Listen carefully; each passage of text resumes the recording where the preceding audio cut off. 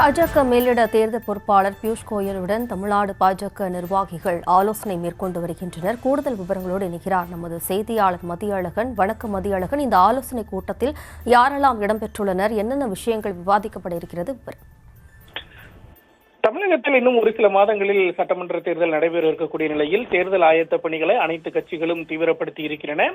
அந்த வகையில் சட்டமன்ற தேர்தலுக்கான தேசிய ஜனநாயக கூட்டணியின் தேர்தல் பரப்புரையை தொடங்கி வைப்பதற்காக வரும் 23ஆம் தேதி பிரதமர் நரேந்திர மோடி தமிழ்நாடு வருகிறார். அன்றைய தினம் சென்னை அடுத்த மதுராந்தகத்தில் பிரம்மாண்ட பொதுக்கூட்டம் நடைபெறுவதாக அறிவிக்கப்பட்டிருக்கிறது.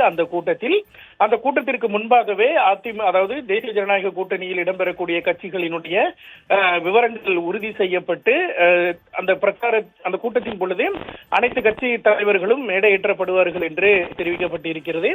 அந்த வகையில் அதற்கு முன்பாக பிரதமரினுடைய வருகைக்கு முன்பாக கூட்டணி உள்ளிட்ட இடங்களை உறுதி செய்வது, தொகுதி பங்கீடு இறுதி செய்வது உள்ளிட்ட விவரங்கள் தொடர்பாக தற்பொழுது டெல்லியில் ஆலோசனையானது நடைபெற்று வருகிறது.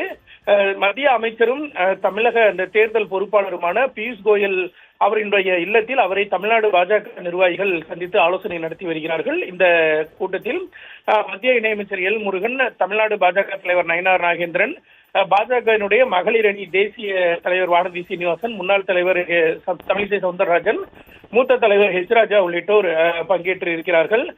தமிழ்நாடு தேர்தல் நிலவரம், தேசிய ஜனநாயக கூட்டணி தொகுதி பங்கீடு, பிரதமரினுடைய சென்னை வருகை உள்ளிட்டவை குறித்து இந்த கூட்டத்தில் ஆலோசனையானது நடத்தப்பட்டு வருகிறது.